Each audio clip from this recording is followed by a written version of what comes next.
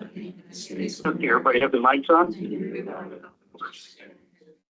It's 9 o'clock now. I just call the meeting to order. First thing we do is recite the budget late and stand if you're able. Sorry, Andy.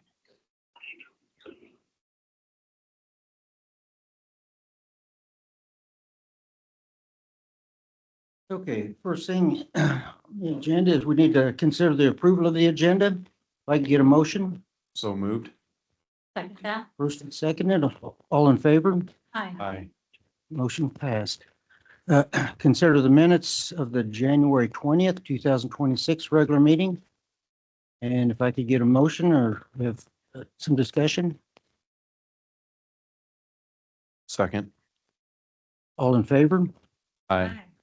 Motion approved. Any citizen wishing to make statement during the discussion of any item must first be recognized by the commission chair. After being recognized, that person should state their name and the name of any organization represented. Statement should be limited to 5 minutes. Please silence all phones and electronic devices. Reporting the meeting is allowed, and the commission requests that anyone using special recording equipment be seated in the back row to avoid creating a distraction during the meeting. And we'll move on to old business, and there is no old business at this time.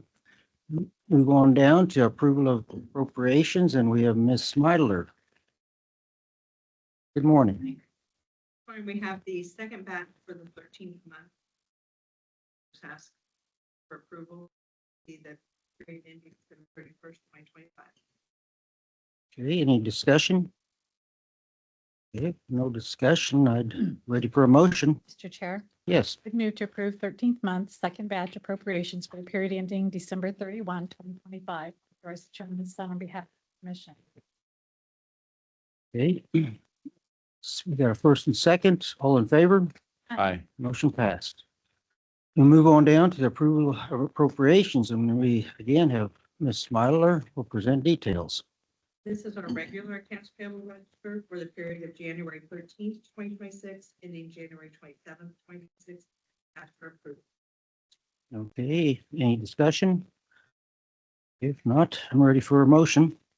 Mr. Chair, I'd move to approve appropriations for the period of January 13th, 2026 to January 27th, 2026, and authorize the chairman to sign on behalf of the commission. Okay, I've got a first and a second. Okay, all in favor? Aye. Okay, motion passed. New business. All new business must be considered by the commission to be heard at this time. And the first thing we got is Judith, the Employee Engagement Committee. She's the president.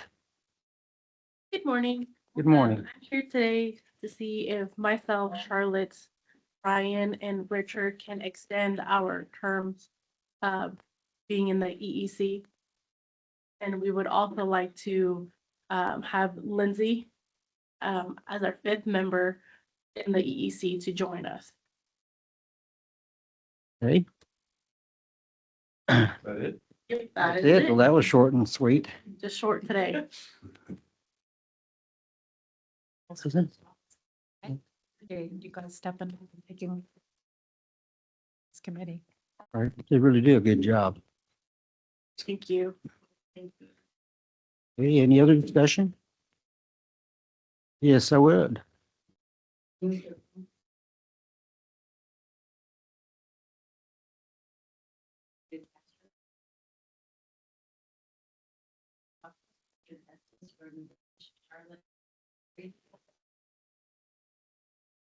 You've got a first. Can I get a second? I'll second that. Okay, all in favor? Aye. Motion passed. Wonder if we should get those guys to get a picture. You know, I think that would be a good idea. We're missing one of them, Richard, but proud of the 5 there. Yeah. Yeah. Means you got to get up there, Lindsay, for a picture.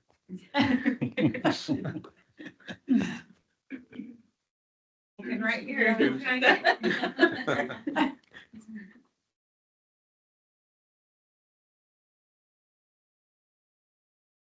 That sounded like a long time. Yep, now do it again. Sorry. Thank you. Thank you. Thank you all for stepping up and doing that. Yep. Okay, we have item B, resolution 202604 about land use, conditional land use, and we have Judy Gorham, the environmental manager. Morning. Good morning. Here today to ask you to uphold a recommendation from our Barton County Planning Commission for another cell tower that's been applied for in the county. We held our public hearing for this communications tower back on January 8th. And of the Planning Commission members that were present, all of them voted in favor of recommendation of approval. Some logistics, this is a 410-foot tower. It's going to be approximately 2 miles west of Hoisington. So to drive there, you'd take 4 highway, follow the 2 curves, and then at the next intersection going west, you would go south about a half mile, just over the railroad tracks on the west side. The land is owned by the Tyndall family. It is surprisingly not in the floodplain. It's a great location for this tower. There's no homes that are anywhere nearby. And of the landowners involved in the 1,000-foot setbacks, none of them had any negative comments. We had one lady that came from the town of Hoisington. You guys probably remember her. It's Jetty Zoller. She came and was asking some questions about the dangers of potential health risks by having cell towers all over the place, which is a valid concern, but not exactly something we can actually do anything about in our day and age. But she did make those comments, but it wasn't necessarily to ask them not to approve the recommendation. If you guys have any questions, I'd be happy to answer them. It's always good to know the public's paying attention, and Jetty asked probably some good questions. So I guess I'm surprised that it wasn't I know that's a low area in that area, but Yeah, it's really surprising, honestly, because when I first saw the location, I thought, oh gosh, we're going to be in the floodway. But it's not. okay. It's a high, dry area. Great location. It's not going to interfere with anyone. It's supposed to improve our communication abilities. I believe the anchor tenant is Verizon.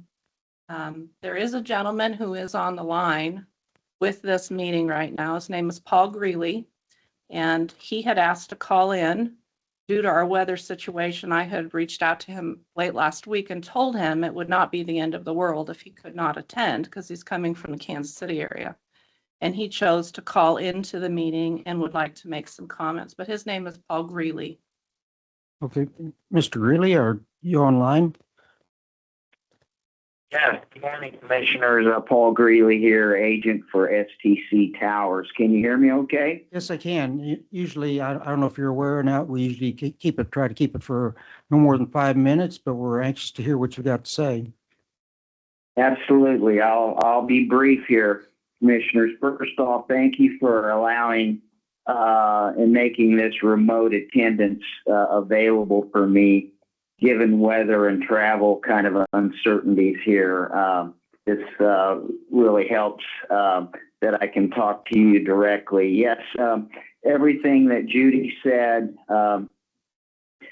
we support. I was at the Planning Commission meeting on January 8th. There was a pretty good discussion about things around these towers, but I think the commissioners and the planning commissioners and the one person in attendance was generally satisfied that doing our best here.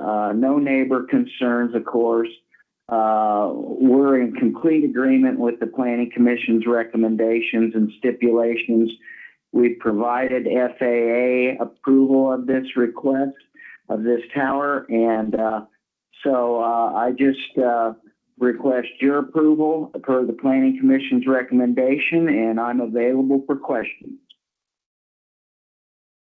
Okay. Paul, I have a question. Have you received the FCC approval at this time? Not yet, but we know that's a condition of getting the building permit, so we're working on that. Okay, and that is a condition, commissioners, for the resolution. It needs to be stated that way in the resolution. And that's the only thing you're waiting on right now? Correct. That's the only Okay. condition of approval that the planning commission placed on this application. Okay, so it's pretty much done deal until that's signed. Okay. Do we have discussion? Okay, it looks like all commissioners are in favor. I'll take a vote here shortly, but welcome to Barton County. And if there's no discussion, I'm ready for a motion. You said the motion needs to have that in it. Yes. It And what does. does it need to specifically It say? needs to state that a condition of approval is that no building permit can be issued for the cell tower to be constructed until the FCC approval is received. But at the end of this motion, we could say pending FCC approval? Yeah. Okay.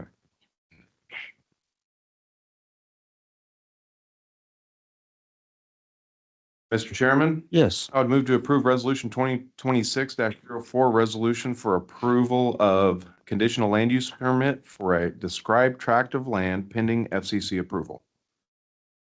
you've got motion. Can I get a second? Okay, first and second, all in favor? Aye. Motion passed. Thank you, commissioners. Thank you. Thank you. Thank you, commissioners. Okay. Appreciate it. Thank Good you. day, sir. Okay. Now we move on to item C, solid waste, purchase of a Bobcat angle broom attachment. And Jennifer's going to tell us all about it. So the Barton County landfill is requesting approval to purchase a new angle broom attachment for its 2021 Bobcat T770 skid steer loader. This broom is used to remove mud and debris off our asphalt access roads and the highway in front of the landfill. Our current broom is in need of a bristle bar replacement. I've reached out to several vendors to help with this. Unfortunately, the current attachment we have was purchased at an auction and we have no information on it. We don't have a model or serial number. So none of the vendors could help us with an actual replacement bar. So I requested 3 bids one from White Star Machinery out of Garden City. It would be a Bobcat brand for $9,467.13.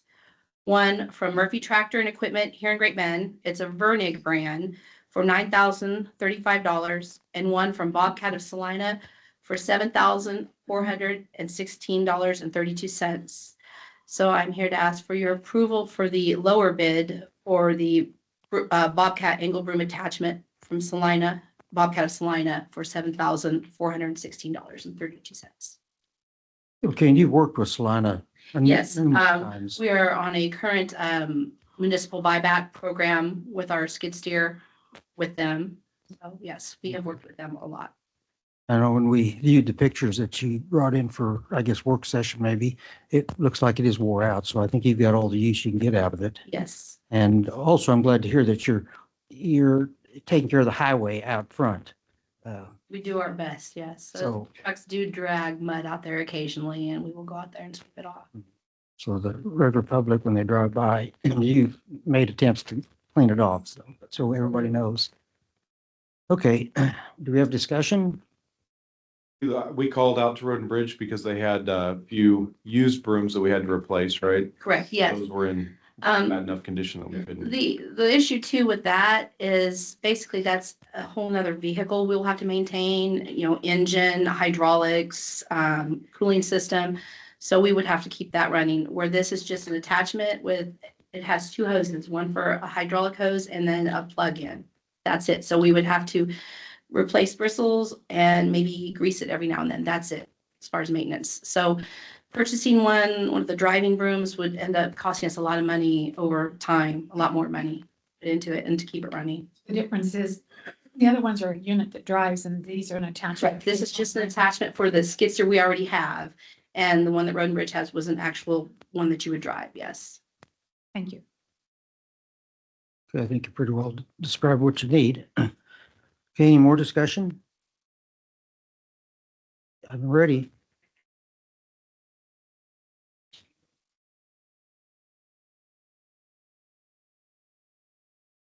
Purchase price, which includes delivery, is to be paid.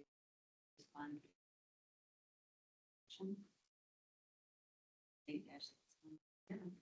We've got a first, now get a second.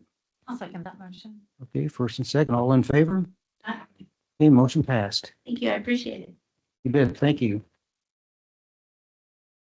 Okay, we've got Mr. Pottsner is going to give us an update on an independent contractor agreement. Morning, Commissioners. Good morning. So several years ago, the county entered into an agreement with Patrick Hoffman for independent contractor services as county counselor. Mr. Hoffman has recently accepted a position with the city of Salina. As such, it is suggested that the county enter into an independent contractor agreement for interim county counselor until such time as the county hires a county counselor. And I'd be happy to answer any questions that you have. We have some discussion. I can't think of a better man for the job. That's, I mean, what else do you say about Patrick? Right, yeah, it's going to be changes again for us. Yeah, And I guess we're sort of used to changes, but not changes like this. So this is going to be a big change, and appreciate everything that Mr. Hoffman has done for us, but time to move on, something bigger and better. Just gonna ask if that small print got added to the end of the contract that said he had to stay forever. No, he didn't have to. You read the contract. red line. Last minute. Do we still have the position available to apply for our county council? Yes, yes, it's, Okay. the way we posted it, it is open until filled. Okay, I guess you'll be reviewing all of the, here shortly, I'm sure. Yeah. Okay. None of that will change. This is just something in the interim to get us through until we find the right. Right, okay. I, for one, sure appreciate Patrick's willingness to help us to find and determine to find county counselor will be huge shoes to fill. I really appreciated working with you and how much you communicate back and forth. It's not easy for me. Feels awkward if I don't say something real quick. But you know, this is something that he really doesn't have to do. I think just on his, just out of respect for Barton County that he's doing this, so. One of my principles of county counseling is that any meeting where the county counselor has to say very much is usually a bad meeting. But the main, yeah, I've been just really blessed. You guys know how much I've appreciated working here. I would have gladly done this for my whole career, but I had an opportunity I just felt like I needed to pursue. But as for this item of business, because of my new situation, I'm not able to comply with all the terms of my current contract. Specifically, being here on Tuesdays is not possible. I cannot be in two places at once. I have tried it before and it's never gone well. So that's the main change here, and then reducing the compensation to kind of recognize that I won't be putting in that many as many hours as I have been. In terms of deadline, you know, I feel like I have an ethical obligation to keep helping you guys until you found the next person, and so whether that's a short time or a longer time, I'll try and stick around and help you guys out. So that's all I was going to say. Thank you, guys. Appreciate it. Thank you, Patrick. Okay, do we have more discussion? I think we, I can't talk him into staying, so I think we've decided that. I think that'd be a good idea. I think he literally leaves if we. Yeah. Okay, I think sooner or later, we're gonna have to. Mr. Chairman, I move to approve the independent contract agreement for the interim county counselor. Okay, second. Okay, first and second, all in favor? Aye. Motion passed. Thank you. Okay, executive session. Do we have a need for executive session? I see no need. Okay, that's always a good thing. We'll move on to ending business. For announcements, the following closes the agenda meeting. The commission will consider the authorization of personnel changes for classified positions, sign any documentation approved during the agenda meeting, or sign any other documentation required for regular county business. Similar action may take place throughout the day. Kansas Legislative Policy Group Winter Meeting 2026 will be held from noon to 5:00 p.m. Tuesday, January 27th, and that is today, at the Dillon House, 404 Southwest 9th Street, Topeka, Kansas. The Kansas Association of Counties will co-host the local county government day with the League of Kansas municipalities on Wednesday, January 28th, 2026. Activities will take place at the Kansas State House, the KAC office, and the Beacon in downtown Topeka. Officials are encouraged to spend the morning at the State House meeting with the legislators and attending committee hearings, following by the formal local government day program in the afternoon. County officials may attend the Ellenwood Chamber of Commerce banquet beginning at 5:30 p.m. Tuesday, January 29th, 2026. The event will be held at the American Legion, 117 East Santa Fe, Ellenwood, Kansas. Yes, Thursday, January 29th, 2026. 5:30. okay, I'm sorry, did Sorry, I skip that? Okay, let me, Since it's an announcement, I wanted to make sure. okay, no, that's fine, thank you. County officials may attend the Wisden Chamber of Commerce banquet beginning at 5:30 Saturday, January 31st, 2026. The event will be held at the Wheatonton Columbus Club, 114 North Main, Wheatonton, Kansas. And we've got appointments this afternoon, and then although subject to change, the appointments have been scheduled 9:45 a.m. or following the close of the agenda meeting, planning session with media consultants to include select photography. At 10 o'clock, regular business discussion, Matt Potzner, County Administrator. At 10:20, security grant information, Bev Smiler, County Clerk, and Derek Hollingshead, Information Technology Director. At 10:30, program update, Karen Winkleman, Public Health Director. At 10:45, monthly update is Josh Beckman, Kirkman and Michael. 11 o'clock, program update, Chris Schartz, County Works Director. 11:30, update with the Golden Belt Humane Society. And the county edition, KVGB AM Thursdays at 11:05 a.m. Members of the Health Department are scheduled for January 29th, 2026. Okay, we'll move on to other business discussion items, and this is mainly for the commissioners. Anything? Today. Okay, I've got a couple things. Kansas Legislative Policy Group, if you've noticed, Commissioner Esfeld is gone today, and that's where she is.